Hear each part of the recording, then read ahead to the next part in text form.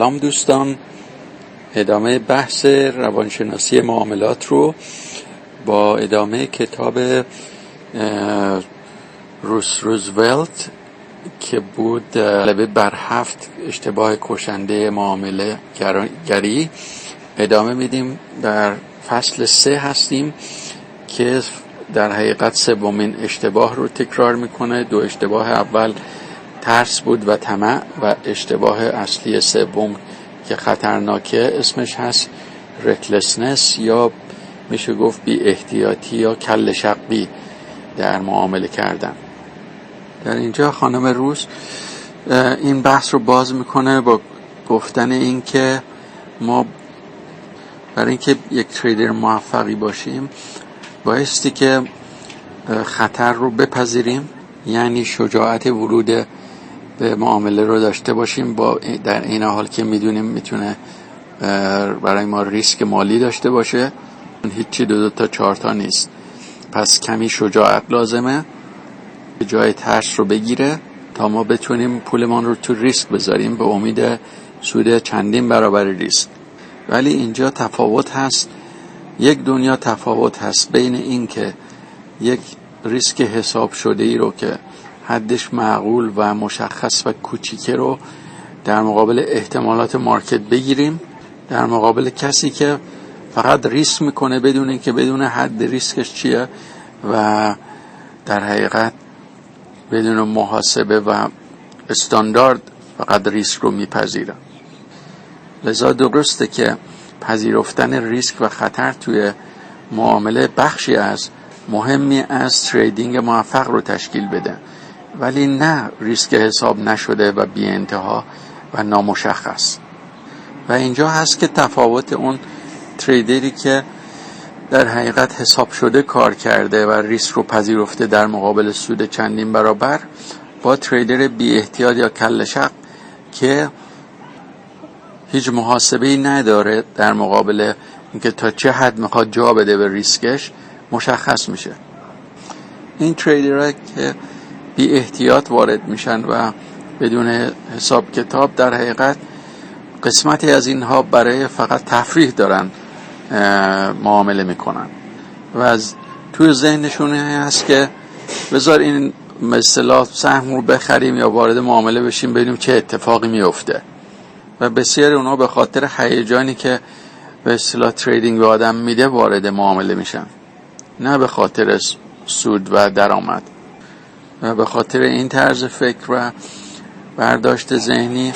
برای اینکه هیجانش بیشتر کنن حجم تریدشون هم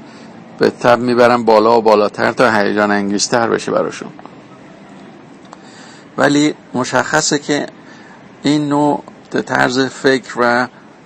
عادت در زندگی حتی در تریدینگ و غیر تریدینگ باعث میشه که ما خودمون و بقیه رو تو خطر بندازیم. زندگی به اندازه کافی توش مسائل ناشناخته و اتفاقات غیر قابل پیش بینی ناخواسته‌ای که نمیخوایم هست. چه از این که یک عزیزی رو ناگاه از دست میدیم، یک طوفانی میاد، یک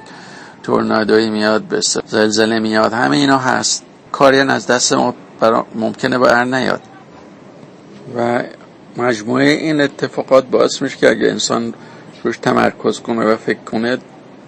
دچار اضطراب میشه به اندازه کافی. بعد برای بعضیا انجام رفتارهای خطرناک در حقیقت شاید کمکشون کنه به این که اون احساس ناامنی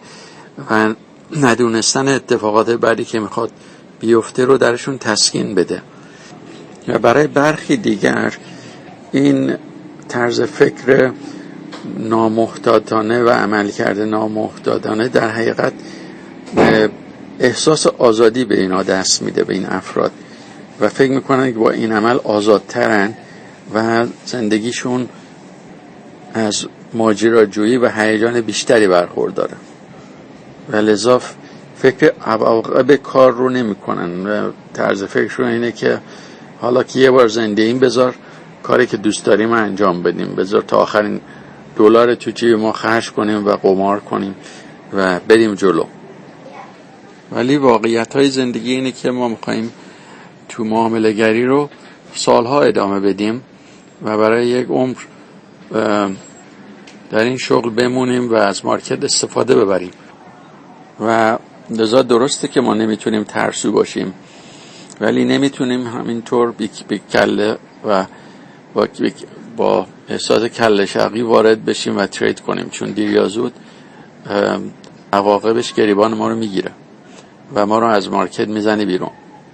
اینجا یک ضرور مثالی از یه نویسنده میاره معروف که میگه علاقه هست که انسان رو زنده نگه میداره، که به انسان زندگی میده. پس ما برای اون چیزی که علاقه داریم کار میکنیم و زندگی میکنیم، ولی عقل هست که زندگی رو دوام بهش میده. و در حقیقت انسان بی احتیاط داره بدون تفکر کار میکنه، بدون که فکر کنه نتیجه اعمالش در نهایت چه خواهد شد. به خاطر اینکه وقتی ما تفکر میکنیم و تحلیل میکنیم و تجزیه میکنیم با محاسبات که هر عملی عکس العملش در نهایت چی میشه، با این محاسبات به ما این نتایجی به دست میاریم که واقعی است و به ما میگه نتیجه مثلا این کار ما چقدر سود و چقدر ضرره. بعد بر اساس اون یافته ها و نتایج ما تصمیم میگیریم که آیا میارزه که ریسک انجام بدیم یا نمیارزه. در اینجا خانم روس جمله جالبی دارن راجع به این که این شخصی که به اصطلاح بی احتیاطه و میگه من دیگه چیزی رو ندارم که بیشتر از دست بدم، و گاهی موقع این رو ما میشنویم، این به این معنی نیست که این شخص رو به شخص برنده تبدیل میکنه و موفق. معنی واقعی این عبارت این که من چیز بیشتری ندارم که از دست بدم و میخوام تا ریسک بیشتری کنم، معنیش اینه که من اهمیت ضرر دادن برام بی تفاوت و بی معنی شده، در صورت که من باید جلوی ضرر کم کنم، ولی در حقیقت اهمیتی نداره چقدر من ضرر بدم. پس این هیچ ربطی نداره که فرد رو بگیم این فرد رو برنده میکنه. برنده شدن در تریدینگ باز یه مقوله جدایی هست. لذا فقط راه بازنده بودن رو در فرد بازتر و بی انتهاتر میکنه. چنین فردی با چنین طرز تفکری که براش دیگه اهمیت نداره چه اتفاقی میخواد پیش بیفته، این فرد توی یک مشکل واقعی و دام واقعی گیر افتاده. و جالب اینجاست که آدمای بی احتیاط و کله شق‌ها همدیگه رو دنبال میکنن و به هم توصیه میکنن و به اصطلاح قوت قلب میدن توی شکستاشون. یک نمونه بارز فرد رکلس نیکولاس لیسامه که با یک ترید کله شقی بانک بزرگ بارینگ رو که صدها سال تجربه بانکی داشت در یک روز به ورشکستگی کشوند. بعد در ادامه این بحث یک زیرفصلی داره به نام excitement seeking، یعنی دنبال هیجان گشتن و در فرد این خصوصیت دنبال هیجان بودن. و میگن که برای خیلی افراد زندگی در حقیقت یک سفری است برای ایجاد لحظه‌های هیجان انگیز و فراموش نشدنی و در تلاش برای اینکه از زندگی روزمره و کسل کننده در بیاییم و احساس کنیم زندگی ما پر از هیجان و معنی است. افرادی که دنبال هیجان هستن خودشون رو داخل انواع و اقسام کارهای به اصطلاح قانونی و غیر قانونی میکنن تا به این هیجان ها برسن. نمونه‌های قانونی کارهای هیجان انگیز تریدینگ هست، قماربازی هست، انواع ورزش‌های خطرناک، پارتی‌های به اصطلاح خارج از حد کنترل، همه اینا چیزای قانونی هستن که هیجان میدن. و البته طیف وسیعی از کارهای قانونی غیر قانونی هیجان انگیز هست، مثل زدن بانک، دزدی از فروشگاه و مسابقه سرعت گذاشتن تو هایوی با ماشین یا موتور. اینا فرم‌های غیر قانونی هستن که هیجان میدن و به طبع هر کدوم اینا یک عواقبی دارن. مثلا وقتی که رانندگی میکنی با سرعت زیاد ریسک خطر بدنی و جانی هست و وقتی که ترید میکنی یا قماربازی میکنی ریسک مالی رو تحمل میتونی کنی و در همه اینا چه ریسک مادی باشه چه بدنی باشه ولی همه بهش به فرد هیجان میدن و ما با همه این ورزش های هیجان انگیز مثل فرض کن مسابقه ماشین سواری، موج سواری، کوهنوردی و اینا آشناییم و میدونیم که چقدر به ما هیجان میده، در این حال که ریسک هم داره و برای اینکه هیجانش رو هم زیاد کنن این افراد اون آخرین حد خطر و سرعت و کوه‌ها و موانع رو پیش میگیرن که به اصطلاح خطرش بیشتره ولی هیجانش هم بیشتره. بعد از تجربه شخصی خانم روس میگه خیلی از مشتریاش هستن که در حقیقت تریدینگ رو در حد ورزش‌های خطرناک میکشونن به سمتی که به اصطلاح ماکسیموم ریسک و هیجان رو بهشون میده، ولی باید توجه داشت که ریسک کردن بیش از حد و خطر رو پیشه کردن برای اینکه هیجان با آدم دست بده باعث نمیشه که ما مهارت‌های تریدینگ ما بالاتر بره یا سود ما بالاتر بره. برای این کار لازمه که ریسک رو ما مدیریت کنیم، نه اینکه فقط ریسک رو به صورت یک ماجراجویی فقط انجامش بدیم صرفا به خاطر که به هیجان برسیم. بعضی از افرادی که تریدرایی که میشناسن میگه آخر هفته ها میرن برای تفریح قماربازی و اونها هم در حقیقت پولشون رو ریسک میکنن تو قمارخونه ولی بهشون هیجان میده. بعضیاشون هستن که حد حساب شده ای از ریسک رو قبول میکنن وقتی میدونن که تو قماربازی در نهایت میبازن ولی مقدار بازندگیشون حساب شده ای. ولی درصدی هستن که انتهایی برای ضرر و ریسکشون نیست و اینها میرن تا انتهای خطر بدون که در نظر بگیرن چقدر حدی لازم و کافی هست که باید دیگه جلوشو بگیرن و اینا در حقیقت از اون هیجان احساس زنده بودن میکنن و نمیتونن مثلا با زندگی معمولی که حالت کسالت کننده ای داره کنار بیان. لذا استفاده از بازار و معاملات به عنوان یک وسیله قماربازی یک استفاده نابجایی هست که ما بخوایم به اصطلاح هیجان و زنده بودن به زندگی خودمون بدیم و اونو از حالت عادی درش بیاریم و کسالت کننده با کمک تریدینگ. و این افراد در حقیقت هدف اصلیشون از بودن تو مارکت ایجاد هیجان هست، نه ایجاد درآمد. به همین خاطر در نهایت حتما همین تریدرها به هیجان لازمش که بخوان میرسن ولی در نهایت به موفقیت مالی نخواهند رسید. با این دید و بینش در این افراد نیاز به انجام یک کار ریسکی ولی حساب نشده بسیار بالاتر از این هست که اونها خیلی صبور منتظر باشن تا مطابق سیستم تریدینگشون یک ستاپ کامل پیش بیاد و بعد وارد معامله بشن. این افراد با طرز فکر این که حالا بذار وارد بشیم ببینیم چه اتفاقی میفته، درسته یه اتفاقی میفته و اون اتفاق هیجان انگیزه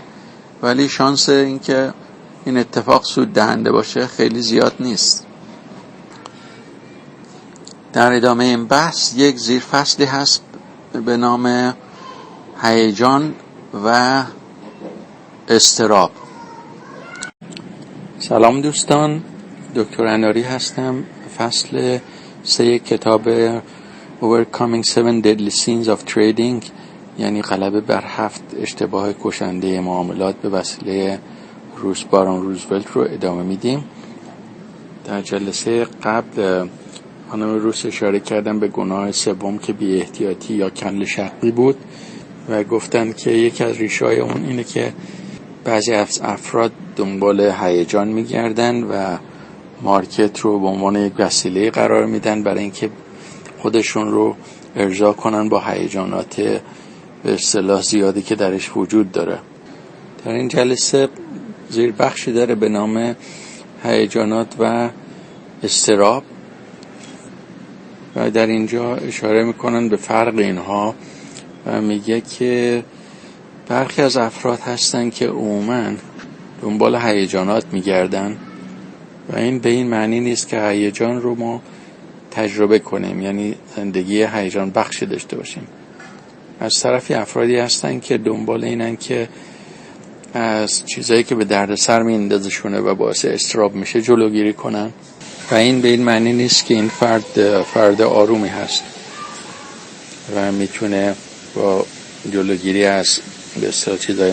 اضطراب آور به آرامش برسه.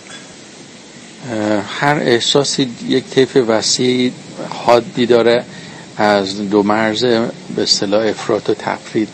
و در مورد اکسایتمنت که همان هیجان هست مخالف اون هست یک نواختی و فردی که به اصطلاح خیلی مضطربه نقطه مخالف اون هست فردی که بسیار ریلکس و آرومه. ولی ارتباطی هست بین هیجان و اضطراب که این دو میتونه به هم در موارد مختلف هم تبدیل بشه، یعنی یک فرد میتونه بین این دو بره و برگرده و هیجان زیادی رو به شکل اضطراب بروز بده. همچنین کسایی که میخوان ریلکس و آروم باشن میتونن دچار بی‌حوصلگی و یک نواختی بشن و یا برعکس. لذا وقتی به مقوله هیجان و اضطراب نگاه میکنیم و طیف‌های مقابلش که آرامش و بی‌حوصلگیه، این 4 حالت رو در یک روز میتونیم در یک تریدر مشاهده کنیم در وقتی که وارد مارکت میشه. و از نظر فیزیولوژی بدن عواملی که باعث هیجان میشه میتونه باعث اضطراب بشه، چون اون حالت هست که هورمون آدرنالین و سیستم دفاعی حرکت میکنه که ما رو به هیجان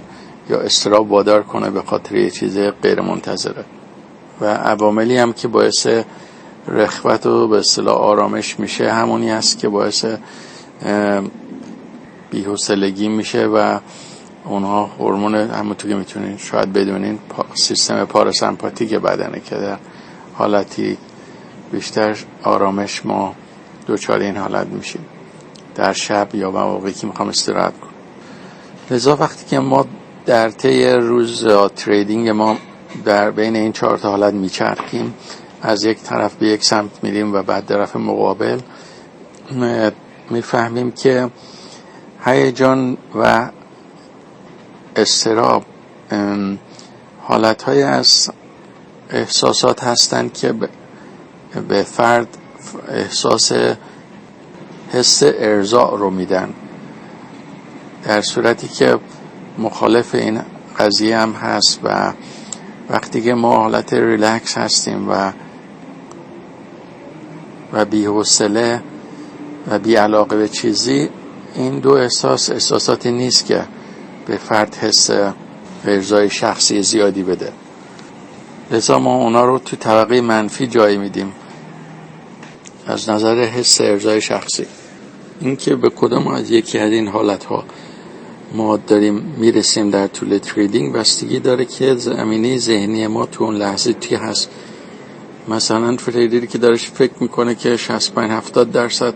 شانس برنده شدن داره، این بیشتر تو حالت هیجان قرار میگیره، در صورتی که اگر فکر کنه که 65-70% تو ضرره، این به حالت خمودگی و اضطراب در میاد فرد. بعضی وقتا هم میزان اهمیتی که ما میدیم ممکنه ما 35% شانس ضرر داشته باشیم، ولی از همین 35% ضرر به شدت میترسیم و دچار حالت اضطراب میشیم، به جای که تمرکز کنیم روی 65% که میتونیم برنده باشیم مطابق سیستم و به اصطلاح حالت هیجان مثبت رو در خود ما ایجاد کنیم. در اینجا یک زیرفصلی داره خانم روس به نام Protective Frames یا قالب‌های محافظتی که میگه یک کتاب خوبی داره آقای اپتر به نام لبه خطرناک و سایکولوژی هیجان. و میگه وقتی که ما داریم کارهای هیجان انگیزی میکنیم مثل تریدینگ، برای اینکه این تجربه رو به صورت هیجان نگرش داریم و نذاریم به اضطراب برسه، باید همزمان یک معیارهای محافظتی رو در مد نظر داشته باشیم و از قبل پیش بینی کرده باشیم. مثلا در مورد تریدینگ یکیش میتونه اعتماد به نفس خود تریدر باشه که میتونه هر موقعیتی رو از پسش بر بیاد. و در بسیار از مواقع دیگه تو زندگی همین که بتونیم مثلا ما قابلیت کاری رو که میخوایم انجام بدیم و با آموزش کافی و تمرین به دست آوردیم، این یکی از همون پروتکتیو فریم ها هست یا معیارهای محافظتی هست. و دیگه یکی دیگهش این هست که ما اینجا میگه سیفتی زون یا یک ناحیه امنی رو برای خود ما تعریف کرده باشیم که در زمانی که در اون ناحیه قرار داریم ما محافظت میشیم از صدمات و خارج از هم هست که خطرناک میشه و ریسک میره بالا و ما دچار اضطراب میشه. مثلا سرعت رانندگی که وقتی سرعت میره بالا رانندگی لذت بخش میتونه و مقداری هیجان انگیز میتونه به بازی خطرناک تبدیل بشه و دچار اضطراب کنه فرد یا مسافرایی که حداقل نشستن در ماشین. و یکی دیگهش احساس جدایی هست از نتیجه اون عمل که خود ما رو انقدر وابسته و درگیر اون نکرده باشیم که اگر نتیجه نداد سرشکسته بشیم. این هم یکی دیگه هست که لیست کردن در اینجا. و لذا این 3 قسمت رو حالا خانم روس به 3 شاخه دیگه بستش میده. اولی اون اطمینان بود که ما داشته باشیم به این که ما تبحر لازم رو داریم. قسمت کانفیدنسش رو داره باز میکنه و میگه در قسمت اعتماد شخصی، اون اعتماد شخصی به اون تبحراتی که فرد پیدا کرده و سیستمی که داره بهش اطمینان خاطر میده که میتونه در مقابل خطرهای احتمالی دوام بیاره. مثلا تریدر حرفه‌ای با داشتن یک متد تریدینگ مشخص که احتمالات اون از قبل تعیین شده هست و تبحر انجام اون این اعتماد لازم رو به دست میاره و میدونه که میتونه این متد خاص تریدینگ خودش رو در زمان مشخص با بهترین نحو و دیسیپلین بالا به اجرا بگذاره و به خاطر اینه که اعتماد قوی در خودش احساس میکنه. لذا وقتی یک تریدی رو باز میکنه اطمینان بالایی داره که احتمالاً مارکت به اون سمت خواهد رفت و اگر هم نرفت اون میدونه که چجور با سرافرازی به اصطلاح از مارکت خارج بشه بدون مشکل خاصی. لذا این اعتماد شخصی به خودش و سیستمش هست که اون فرد رو بهش یک معیارهای محافظتی میده از قبل که در زمان انجام این عمل به اصطلاح حساس تریدینگ احساس سرخوشی و سرافرازی کنه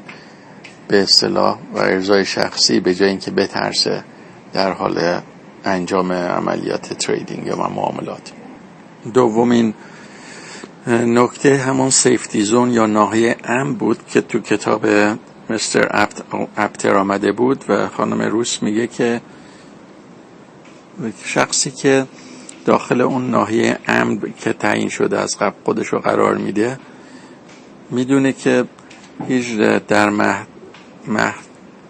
محدودی خطر سریع و نگران کننده ای نیست و یا اینکه به سمت ناحیه خطرناک کشیده بشه. و در مورد تریدینگ حتی تریدری که داخل معامله هست و داره به صورت هیجان مثبت با ترید بازش کار میکنه وقتی میتونه با اطمینان خاطر تو این ناحیه کار کنه از نظر ذهنی و داخل اضطراب نشه که بدون اون حد ضررهای مشخصش رو از قبل تعیین کرده و فعال و هر لحظه که مارکت برگرده به سرعت اونو خارجش میکنه. و نمونه دیگرشن اینه که یک تریدری که میدونه مثلا فقط درصد بسیار کمی از پولش تو ریسک تو هر ترید، اون هم میدونه که مکان امنی قرار داره، چون 99% پولش بیرون اون تریده، فقط 1% هست که میتونه از دست بره. لذا این سیفتی زونا هست که از قبل ما میتونیم تعیین کنیم تو تریدینگ و بقیه کارهای زندگی که بدونیم ما در ناحیه امنی هستیم که خطر شدید و ناگهانی ما رو تهدید نمیکنه. و بخش 3 این به اصطلاح پروتکتیو فریم ها بود دیتچمنت یا جدا شدن و غیر وابسته شدن از عملی که انجام میدیم. در اینجا اشاره میکنه که خاصیت غیر وابسته بودن به ما یک فاصله میده از خطر و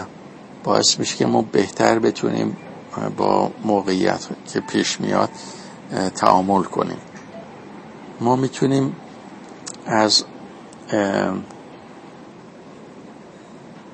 داخل کاری که داشتیم انجام میدادیم یک قدم بیاییم بیرون و به دید یک شاهد یا ناظر به اون کاری که میکردیم نگاه کنیم از یک نقطه نظری که خنثی هست، و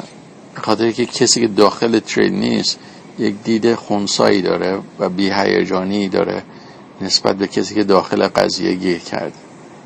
ولی ما همه این قابلیت داریم که به اصطلاح همین ابزرور یا شاهد بشیم و توی قضیه‌ای که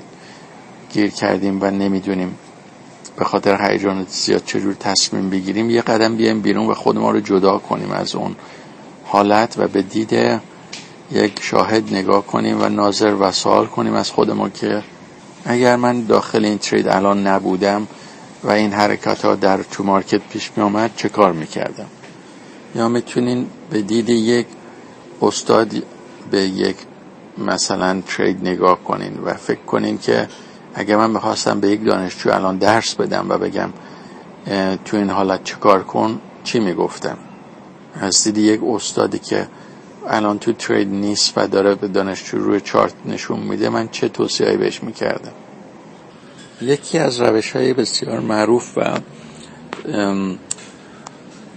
که کاربرد فراوانی داره توی آمادگی تریدرها و هست اسمش منتال ریهرسل یا تمرین ذهنی، که یکی از روش‌های خوب جدا کردن شخص هست از حالتهای هیجانی. در این متد فرد تریدر اصلا داخل ترید نیست ولی تو ذهن خودش تجسم میکنه که مثلا قبل از هر روز همه تریدر معروف مرتب اینه میگن که ما منتال ریهرسل میکنیم و تجسم میکنیم قبل از اینکه مارکت باز بشه که ما مثلا بر اساس پیش بینی امروز مارکت میخواد بره بالا، من وارد شدم اینجا، این چیزا این انقدر پروفیت داره میره بالا و همینطور احساس میکنه مثل فیلمی که جلو چشمش هست فرد و فکر میکنه که داره این عمل اتفاق میفته و لذا مقداری از اون احساساتی که واقعا میخواد براش اتفاق بیفته در اون حالت در شخص ایجاد میشه. بعد در این حال وقتی که این فیلم رو جلوی خود ما باز میکنیم با سناریوی از پیش بینی تعیین شده که ما اینجا وارد میشیم، اینجا خط میکشیم، اینجا خارج میشیم، اینجا سیگنال خروج ماه، این باعث ایجاد عادتهای خوب در فرد تریدر میشه.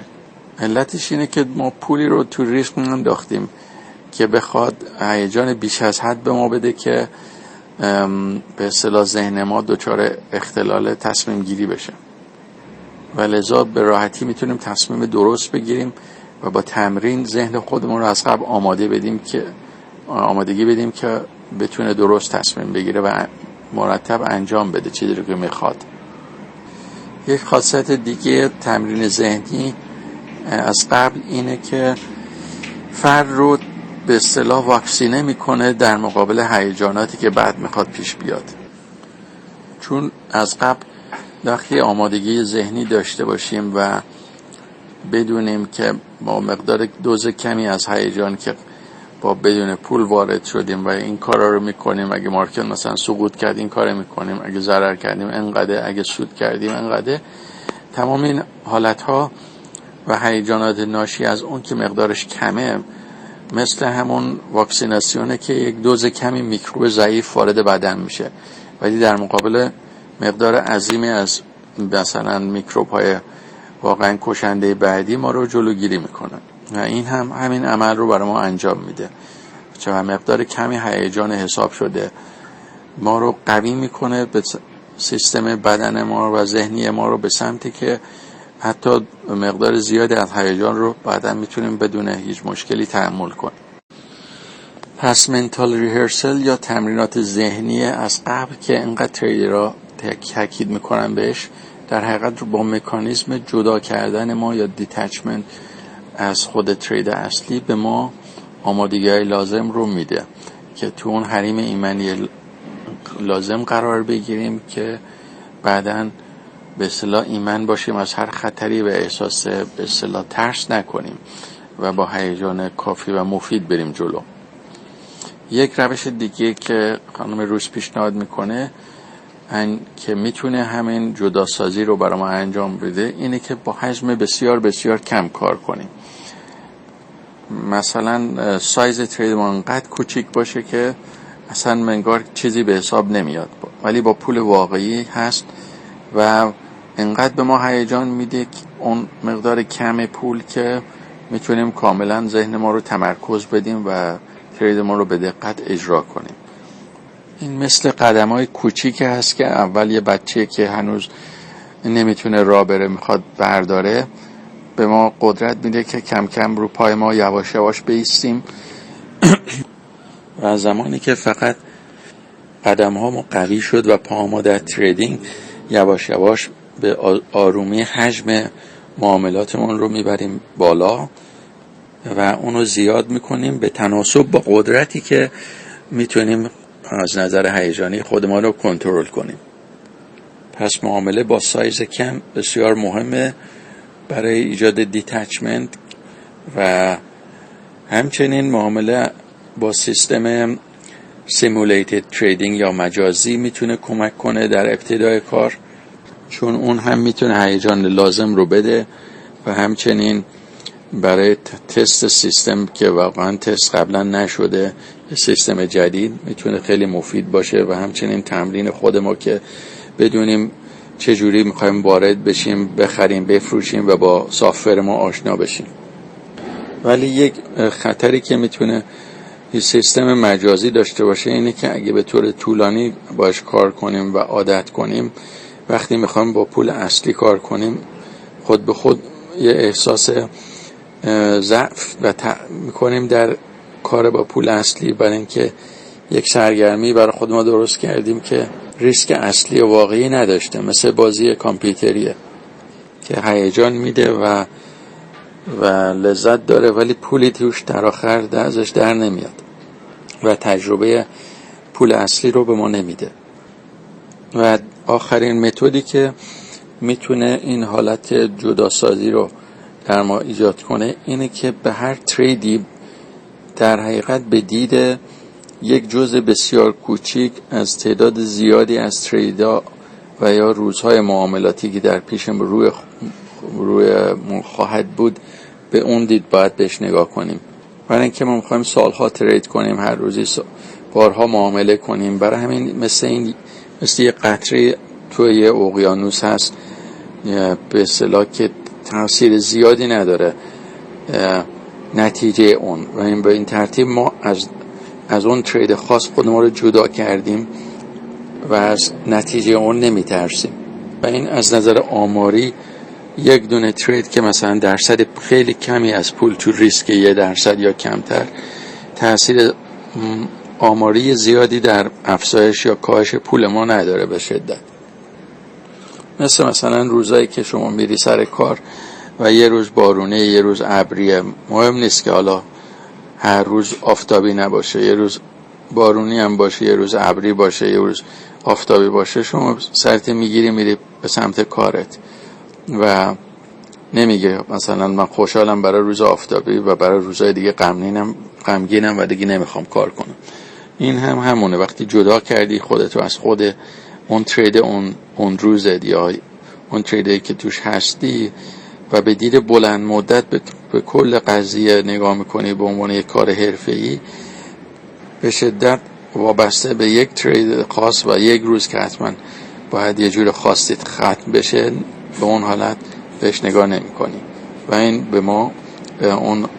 حالت دیتچمنت یا مشاهده یا شاهد و یا غیر وابستگی رو به ما میده که توش احساس زیادی سرمایه گذاری نکردیم و به خاطر داشته باشیم مسئله معروف که این هم بالاخره میگذرد، که ما هم تو ادبیات ما همین ضرب المثل به فارسی رو داریم و به انگلیسی میگه these too shall pass، یعنی این یکی هم بالاخره میگذره، لذا نتیجهش خیلی مهم نیست. سلام دوستان، دکتر اناری هستم. بقیه بحث روانشناسی مارکت رو با هم ادامه میدیم با ترجمه فصل 3 کتاب روزولت، تریدر معروف، که کتاب غلبه بر 7 اشتباه کشنده مارکت رو و چندین کتاب و صدها مقاله جالب در این مورد نوشتن. فصل 3 راجع به اصطلاح رکلسنس یا بی احتیاطی یا کله شقی در مارکت هست و در جلسات قبل در این فصل اشاره شد که تریدرهایی که با بی احتیاطی کار میکنن در حقیقت ریسک رو بدون محاسبه وارد ترید میشن، محاسباتی در کار نیست و اینا فقط میخوان که از مارکت و تریدینگ برای ایجاد هیجان و تفریح استفاده کنن که به اصطلاح های بشن و بهشون احساس ارضا بده. و بعد خانم روس اشاره کردن به زیر فصل فرق هیجان و اضطراب، که اضطراب نوع منفی و بیش از حد هیجانه که خارج از کنترل هست و برای اینکه ذهن ما تمرکز پیدا کنه روی قسمت هیجانی و مثبت و نره به سمت منفی و اضطراب در حال مارکت، بایستی یک معیارهای محافظتی یا پروتکتیو فریم هایی رو در نظر بگیریم که اونها بتونه به ما اطمینان خاطر بده و اینها رو اشاره کردن که 3 چیز هست. یکی اعتماد به نفسه که از تریدری میاد که میدونه سیستمی داره که مقدار سود واضحی داره و مقدار ضرر بسیار واضحی داره و کوچیکه و مقدار کمی از کل سرمایه رو در یک ترید قرار داده و این حالت سیفتی زون هست یا ناحیه امن، که با رعایت مدیریت مالی ما همیشه تو ناحیه امنی قرار میگیریم که خطر شدیدی متوجه ما نیست و اگر حتی 100% یک ترید رو ببازیم اون فقط درصد کوچیکی از جزء کل سرمایه ما رو تشکیل میده. و در مرحله 3 حالت دیتچمنت یا جدا شدن از عواقب یا حالت ترید بود که به صورت شاهد خودمان رو نگاه کنیم در قضایا تا خودمون رو خیلی درگیر هیجانات نکنیم که به سمت منفی بره و غیر قابل کنترل باشه. و یکی از مهمترین تمرینات این قسمت تمرینات ذهنی هست که قبل از شروع به ترید ما میتونیم با تجسم ذهنی فرض کنیم که داره مارکت به سمت ما میره و کجا وارد میشیم، کجا خارج میشیم، اگه نرفت چقدر ضرر میکنیم و همه اینا در ما یه احساساتی رو ایجاد میکنه که ما رو مثل واکسیناسیون قرنطینه میکنه برای احساسات واقعی بیشتر بعد. همچنین استفاده از سیستم هایی که به اصطلاح پول کمی رو درگیر ترید میکنه و مارجین زیادی نداره و با سایز بسیار کم ایده خوبی است و همچنین حسابای مصنوعی یا سیمولیتد تریدینگ که به اصطلاح روی کاغذ یا با کامپیوتر خرید فروش ها رو ثبت میکنه. اون هم به مدت نه طولانی بلکه مدت کوتاهی که فقط سیستم رو تست کنیم. و در نهایت نگاه کردن به هر ترید به عنوان یک جزء کوچیکی از هزاران ترید آینده و هر روز به عنوان یک روز کوچیک از روزهای آینده و سالهای آینده موفقیت در تریدینگ باعث میشه تمرکز ما بیش از حد روی یک دونه ترید درگیر نشه و از اون ما دیتچ و جدا بشیم و به دید یک شاهد و به دید کلی بهش نگاه کنیم. بار روانی فشار ما رو تخفیف بده به حدی که از اون لذت ببریم، به جایی که بیفتیم تو ناحیه منفی و خطرناک. این خلاصه بود تا الان در زمینه بحث بی احتیاطی. حالا بقیه بحث رو ادامه میدیم و قسمت آخر رو ببینیم چی میگن خانم روس در این مورد با تمرینات این فصل. در اینجا یک زیرفصلی دارن به نام Gambling as Recklessness که میشه همون قماربازی به عنوان بی احتیاطی، و میگن که همه میدونن که از هر 10 نفر تریدرایی که قرارداد آتی یا فیوچر رو ترید میکنن 9 نفرشون بازنده هستن، بازنده در میان. و میگه چجوری این میتونه اتفاق بیفته؟ چون ما میدونیم تریدینگ در نهایت به اصطلاح یک بازی هست که اگه جمعش بزنیم نهایتش میشه 0، یعنی مقدار برنده ها مساوی بازنده ها باید باشن. هیچ کسی وقتی نصف باید برنده باشن نصف بازنده، هیچی در حقیقت مارکت پولی ازش خارج نمیشه، بین از یه دست میره و از دست دیگه گرفته میشه بین این دو گروه برنده و بازنده. و میگه چطوره که اگه نصف آدما مثلا به سمت خرید برن، نصف آدما به سمت فروش، باید ما 50-50 سود و ضرر داشته باشیم. چرا میشه 9 تا ضرر و یکی فقط برنده؟ 9 نفر بازنده، 1 نفر برنده. چون به صورت محاسبه منطقی وقتی نصف یا مثلا لانگ میرن به سمت خرید، نصف یا شورت میرن به سمت فروش،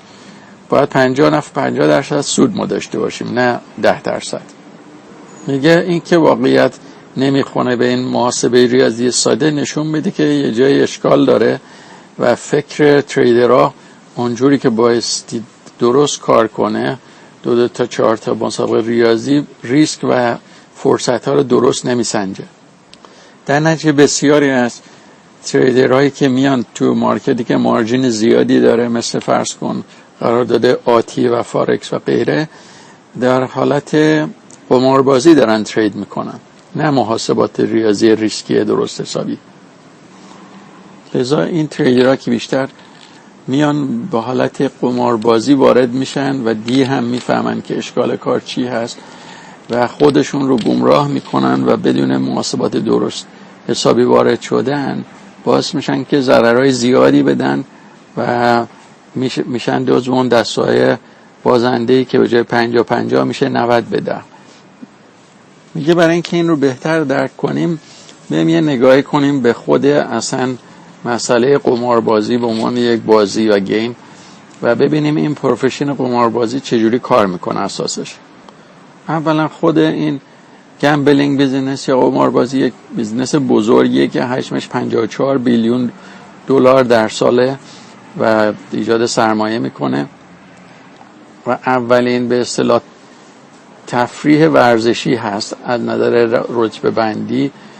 و در رده 1 قرار میگیره که در رده 2 که مثلا بیسباله که آمریکایی‌ها خیلی دوست دارن 70 میلیون نفر میرن بیسبال نگاه کنن تماشا کنن، ولی 107 میلیون نفر میرن قماربازی، مثلا لاس وگاس، اتلانتیک سیتی و میسیسیپی. و در اینجا مثال میارن تو از نظر مثلا این بازی‌های مختلف که مثلا اگه نگاه کنیم به بعضی از این لاتاری‌ها میبینیم که درست طرف باید 50 سنت بذاره که ببره به ضرر بده، ولی اگه ببره مثلا میلیون ها دلار میبره. ولی اون قماربازایی که وارد قضیه شدن فکر نمی کنن که درصد برندشون خیلی کمه. درصد برنده این که پول زیادی ببرن به جای 50 تا سنت، یعنی نصف دلار، $1 80 میلیون به 1 نسبتش. و بیشتر آدم ها درک صحیح ندارن که این نسبت چقدر کوچیکه و فقط یه عدد به نظر میاد تو ذهنشون، در صورتی که اگر بخوایم مثلا یکی از این بلیط‌ها رو ببریم باید هر هفته مثلا یه دونه از اینا شرکت کنیم هر هفته، چون برگزار میشه و شانس ما اگه بخواد یه دونه ببریم اینه که باید 1.6 میلیون سال و به اصطلاح این تیکت بخریم تا یک بار برنده بشیم. و میگه اگه خواستیم برین اونجا که بلیت بخرین یه فاصله کوتاهی باشه که رانندگی کنین، شانس اینه که تو وسط راه تو رانندگی بمیرین از اینکه یه وقت برنده در بیان 16 بار بیشتره. یعنی شانس تصادفتون 16 برابر بیشتر از اینه که بمیرین توی تصادف در راه خرید بلیت تا اینکه یه وقت برنده بشین. ولی مشکل اینه که آدمای معمولی که میبینن این برنده ها رو توی تلویزیون و تبلیغات و این ور اون ور، به نظرشون میاد که برنده شدن خیلی واقعیه. درسته واقعیه، اون برنده شده پول برده، ولی دقت نمیکنن کنارش چقدر پول بازنده بودن که یک نفر رو برنده کنن و چقدر سود رسونده به این اینداستری. لذا این حالت تبلیغاتی که تو ذهنشون جا گرفته باعث میشه که اینا یک تخیلی داشته باشن از این که یک کنترلی دارن روی شانس برنده شدنشون، که مثلا اگه یک شماره رو انتخاب کنن و بعد این رو وارد سیستم کنن، اون شماره ممکنه خوشبخت در بیاد و غیره، و شانس برنده بودن اینا رو زیاد کنن و این یه احساس کنترل کاذب بهشون میده. یا مثلا اگه تاسا رو یه جور خاصی بچرخونن شانسشون میره بالا، یا اگه مثلا یه کارتی میخوان انتخاب کنن به جای قرمز سیاه باشه یا رنگش فرق کنه و انواع چیزهای مختلف که تو ذهنشون فکر میکنن اینا قدرت بهشون میده توی بالا بردن شانس. و قمارباز تو ذهنش فکر میکنه این کارها و این که حالا یه دفعه مثلا یه برنده در آمده، این واقعا یک اسکیل و یک تبحر و مهارتی رو واقعا کسب کرده و به ضرراشون که بارها باختن، بلیت خریدن یا موفق نشدن توجهی اصلا نمی کنن، از کنارش راحت رد میشن. لذا این عدم توجه به درک صحیح شانس برنده بودن در مقابل بازنده بودن یکی از مهمترین ایرادات ذهن قماربازه و تریدینگ هم که به این روش داره فکر میکنه حتما صدمه میخوره و باعث کسی که وارد معاملات میشه برای اینکه جلوگیری کنه از بی احتیاطی ذهن قماربازش، بایستی به طور بسیار دقیق بدونه و به طور بسیار دقیق و محکم و حساب شده که چقدر شانس برنده بودن داره و چقدر شانس بازنده بودن با یک سیستم. و در این مورد یک چیز قطعی باید داشته باشیم، نه یک حالت تخیلی تو ذهن ما. باید بدونیم که مثلا شانس سیستم ما مثلا 30%، 40% بازنده، 60% برنده و این بدونیم بارها تکرار میشه و این باید در اساس مطابق ریاضیات و آماری باشه که توی قبل از ورود به مارکت تست کردیم سیستم، نه یک حالت تخیلی که برای خودمون فرض کردیم و واقعا انجامش ندادیم. در اینجا خانم روس یک داستان یک رکلس تریدری رو میگه که به اصطلاح جوونی هست که دی تریدینگ میکنه تو شیکاگو بورد آف ترید سی بوت و به اصطلاح آرزوی اینه داره که یه خونه ای رو بخره اونور دریاچه میشیگان و این دریم و آرزوش و باعث میشه روزی که اخبار سیاسی اقتصادی مهمی داره میاد قبل از اینکه خبر بیاد و حرکت کنه مقدار زیادی پوزیشن رو باز میکنه بدون احتیاط خارج از مدیریت مالی و خبر ضد اون به اصطلاح حرکت میده مارکت رو و در نتیجه مقدار زیادی پول رو در یک روز از دست میده. و در ادامه یک زیر فصل دیگه‌ای داره که بی احتیاطی به فرم‌های مختلفی بروز میکنه. یک فرمش مثل همونی هست که جیسن در اینجا انجام داد و به اصطلاح اثر ماجراجویی نبود ولی اوورترید کرد و حجمش و تعداد تریداش رو بیش از حد برد بالا به حدی که خارج از قوانین مدیریت مالی بود و اون رو به صورت یک تریدر قمارباز در آورد و بی احتیاط. این فرم بسیار فعال به اصطلاح تریدینگ بی احتیاط هست. فرم مخالفش هم یه نوعی هست که میگه که با اینکه به نظر عجیب میاد ولی این استراتژی معروف بخر و نگهدار که به توصیه بسیاری از اینوستورها به نظر یه استراتژی بسیار امن میاد ریسک بسیار هیوج و بزرگی داره. این استراتژی مخالف ترید فعال است و به نظر میاد حالا که میخوریم با صبر و مرور زمان همه چی درست میشه. ولی این نگاهی به تاریخچه سهام اگه بندازیم، مثلا کرش سال 2002 که بابل به اصطلاح حباب چیزای اینترنتی، سهام اینترنتی .com کرش شد، میبینیم که وقتی که به سال 2003 رسیدیم و مارکت کاملا سقوط کرد، تمام سرمایه‌شون رو تعداد زیادی از دست دادن و بسیاری شرکت‌ها هیچ وقت برنگشتن به صحنه و پول اونها صفر شد. یک فرم سوم بی احتیاطی یا کل شقی تنبلیه. یک تریدری که با آمادگی غیر کافی بدون حساب و محاسبات به اصطلاح مالی وارد معامله میشه، در حقیقت کار بسیار خطرناکی رو شروع کرده. این فرد به خودش زحمت نداده که ببینه چه سیستمی اصلا کار میکنه و توی مارکت چه سیستمی نمیکنه، چه چیزی به سایکولوژیش میخوره یا نمیخوره، چون همه اینا وقت میبره و این از سر جاش بلند شده و راه افتاده میخواد بیاد ترید کنه و پول جمع کنه. یا میاد یک سیستمی که یه نفر دیگه بهش توصیه میکنه که این خوبه و به درد میخوره، اونو میخواد کپی کنه سریع و استفاده کنه بدون که تستش کنه و ببینه آیا کار میکنه یا نه، یا به اون میخوره یا نه. و سر همین قضیه انواع بیزینس های ساخت سیستم درست شده که میخرن میفروشن و به سود میرسن، ولی اغلب تریدرها چیزی از توش سهمی نمیبرن که خودشون بتونن برنده در بیان با این سیستمایی که مدت کوتاهی فقط کار میکنه تحت شرایط خاص مارکت و در بقیه مواقع جواب نمیده و ضررده هست و چون شخص اطلاعات کافی نداره نمیدونه که چه مواقعی استفاده درست میتونه از این ببره و چه مواقعی اصلا نباید استفاده کنه و کنار بشینه. غیر از تنبلی، تریدر بی احتیاط میتونه فرم به اصطلاح گوشه نشینی رو هم به خودش بگیره. فردی گوشه نشین و خجالتی که سیستم رو هم شاید داشته باشه، خودش درست کرده باشه یا خریده باشه، سیستم خوبی باشه، ولی نمیتونه اون رو به دقت دنبال کنه و وقتی سیگنال های ورود میاد و خروج میاد مو به مو اونو اجرا کنه. در این زمینه خانم روس میگه که من اغلب با تریدرهای زیادی مواجه میشم، این بحث تنبلیه که وقت گذاشتن واقعا ماها و سالها و سیستم‌های خوبی رو تولید کردن، تهیه کردن، ولی هیچ وقت نداشتن برای خودشون که خودشون رو آماده کنن از نظر روانی که اون سیستم رو بتونن استفاده کنن دقیق و به کار ببرن. لذا تمام توجه اینها روی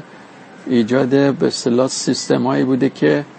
در بخش خارج کار میکنه و در داخل خود تریدر به اصطلاح آمادگی روانی به فرد نمیده و بدون آمادگی روانی برای استفاده از سیستم خارجی و هماهنگی داخل و خارج، اینها قادر نیستن که از این سیستم‌های مفید تریدینگ استفاده مفید ببرن. و اگر اینها از این سیستم خودشون استفاده نکنن که نخوان پول از دست بدن، اینها دارن یک کار احمقانه میکنن که یک سیستم سوددهی رو که میتونه به اونا فرصت این رو بده که تو مارکت درآمد داشته باشن رو دور ریختن. در نتیجه همه وقتی که گذاشتن برای تهیه سیستم و به هدر رفته، چون اونا نتونستن با روانشناسی درست که مثل رانندگی دقیق یک ماشینه به ثمر برسوننش. یک فرم دیگه بی احتیاطی عدم آگاهی از مسائل محتملات مارکت، احتمالات هست و مدیریت مالی. و یک حادثه خطرناک وقتی که مدیریت مالی نباشه میتونه منجر به از دست رفتن سالها پول و سرمایه یک شرکت یا یک فرد بشه. مثالی از این به اصطلاح عدم توجه به مسائل مدیریت مالی، یک شرکتی هست به نام لانگ ترم کپیتال که این دوتا از برندگان جایزه نوبل و چندین تریدر بسیار موفق این شرکت رو تشکیل میدن و سیستمی ساخته بودن که شانس ضررش بسیار کم بود، درصد برندش بالا بود و درصد ضررش کم بود، ولی به خاطر اینکه پوزیشن بسیار بالای اینو باز کرده بودن توی مارکت و ناگهان مارکت برخلاف تصور اونها و اون درصد احتمالات کم ضدشون حرکت میکنه و باعث میشه که ضرر بسیار بالایی بدن و در حقیقت کل شرکتشون ورشکست میشه و اینها انقدر دچار غرور بودن و این باعث بی احتیاطی در اینا شده بود که اجازه نمیداد که از قبل محاسبه کنون که اگر این درصد کم خطر رخ بده چه به اصطلاح چاره‌ای باید کنن، که در حقیقت چاره‌اش این بوده که باید با سایز کم کار کنن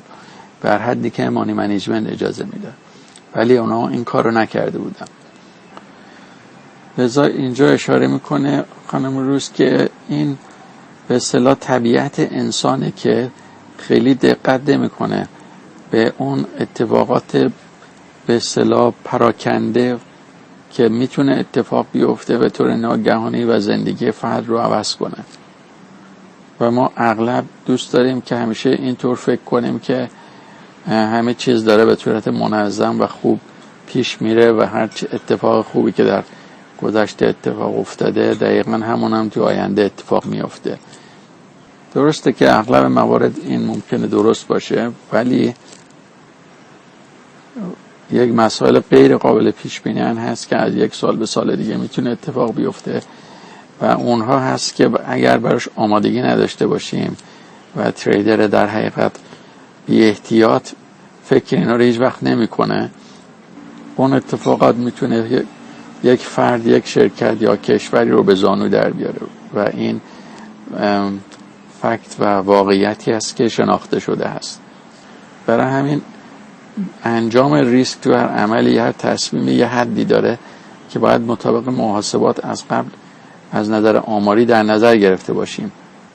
و همیشه باید به خاطر داشته باشیم که اگر ما مثلا اینقدر خوب باشیم که حتی 99% مواقع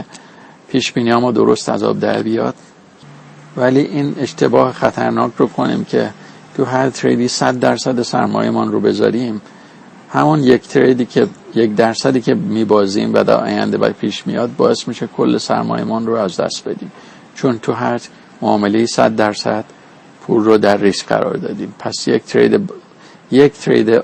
بازنده در آینده کافیه که ما رو کاملا ورشکست کنه و این ایده‌ای هست که توی ذهن تریدر به اصطلاح بی احتیاط جا نیفتاده و درک صحیح ازش نداره. لذا خارج از محدوده مدیریت مالی روی سایز بیش از حد پوزیشن کار کردن یک عمل بی احتیاطی و به اصطلاح کل شقی خیلی واضحی هست که تریدر مبتدی انجام میدن و همین هست که باعث ورشکستگی اونها میتونه به صورت خیلی سریع بشه. اوکی دوستان، فصل 3 تموم شد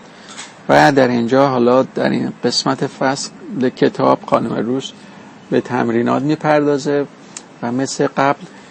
شروع میکنه یک سری سوالات رو که ما بدونیم که جنبه‌های مختلف بی احتیاطی رو تو خودمون پیدا کنیم و خودمون رو بازنویسی کنیم از نظر ذهنی. پس این قسمت هست که some considerations of your recklessness که بتونیم بفهمیم که بی احتیاطی در ما چی هست. قسمت اولش اینه که میگه چه زمانی آخرین باری بود که شما به صورت بی احتیاط ترید کردی؟ غیر از اون آخرین بار آیا مواقع دیگه هم بود که با بی احتیاطی و کل شقی ترید کردی؟ و در مرحله 3 از مجموع اینها چه درسی شما یاد گرفتی؟ و قسمت 4 میگه آیا هیچ زمانی بوده که شما بیش از حد محتاط بشی یا بیش از حد ترسو بشی که در نتیجه این احساسات نتونی خوب تمرکز کنی و بی احتیاط عمل کنی؟ پس تا این قسمت داریم کلاه خود ما رو قاضی میکنیم تا ببینیم که از نظر بی احتیاطی چه مقدار داریم انجام بدیم، تو چه سطحی و ریشه‌اش چیه. مرحله 5 میگه حالا چطور دوست داری که در آینده رفتار کنی و مرحله 6 چه رفتارهایی رو دوست داری به صورت عادت برات در بیاد که اونها بتونه کمکت کنه که به صورت خیلی خطرناک و یا ترسو یا به اصطلاح خیلی بیش از حد اگریسیو یا خشن ترید نکنی که به بی احتیاطی منجر بشه. برای اینکه مرحله هفتم، برای اینکه به این اهداف برسی چه چیزهایی رو در دسترس داری و نیاز به کمک داری که شما رو به این اهداف برسونه که تریدر با احتیاطی بشی. بعد از نوشتن همه اینا باید شروع کنی به استفاده از اینا و خودت رو برنامه نویسی کنی و تجسم کنی و تلقین بدی که من اینطور هستم و این کارها رو خواهم کرد. این بخش پس نشونه مثل وقتی که ماشین رو میبریم و چکش میکنن ببینن ایراد کار چیه، با سوالای متعدد ریشه‌یابی میکنیم مشکل خودمون رو، خود ما هم راه حلاش پیدا میکنیم، خود ما هم به خود ما انقدر میگیم یا تو ایمیجینیشن و تصویر ذهنی اون رو انجام میدیم تا به صورت ملکه در بیاد و جزوی از ما. بخش بعدی که قسمت آخره ساپورتیو بیلیوه، یعنی هر باری که میخوام تو هر فصلی خودمون عوض کنیم باید یک افکار مثبت و درستی داشته باشیم که همیشه اونها رو به خود ما بگیم و تکرار کنیم تا ملکه ذهن ما بشه. اینها در جلوگیری از به اصطلاح بی احتیاطی و تبدیل ما به یک فرد با احتیاط در تریدینگ لیست شده به این صورت. یکیش هست این باور که هر اتفاقی میتونه در مارکت بیفته، لذا من همیشه به اندازه به اصطلاح سهمی از ترید رو وارد میشم که مناسب هست و بیش از حد ضرر مالی ختم نخواهد شد. دوم، هر اتفاقی میتونه بیفته، لذا من همیشه با حد ضرر که روی پوزیشن بازم گذاشتم و فعاله همیشه میزان ضررم رو محدود خواهم کرد، محدود میکنم نه اینکه خواهم کرد. سوم، من جرأت کافی رو برای اجرای متد من به صورت مو به مو و دقیق دارم، من شجاعت لازم رو دارم. من میدونم که برنده اصلی که رمز موفقیت تریدینگ خود من هستم، لذا وقت کافی میذارم که ذهن و روح و روانم رو از نظر تریدینگ درستش کنم و در جهت یک تریدر موفق با تجربه تربیت کنم از نظر روانی خودم رو. من در زمان معاملات احتمالات رو بسیار دقیق محاسبه میکنم توی ذهنم و به شدت به اونها پایبند هستم و از اونها استفاده میکنم. من از قبل چک میکنم که سیستم تریدینگ من و دستوراتی که نوشتم به صورت کتبی اونها به من احتمالاتی رو میده که در نهایت در دراز مدت به نفع من خواهد بود و من رو از بازار مثبت و با سرمایه بیشتر در میاره. من به اندازه کافی زمان دارم و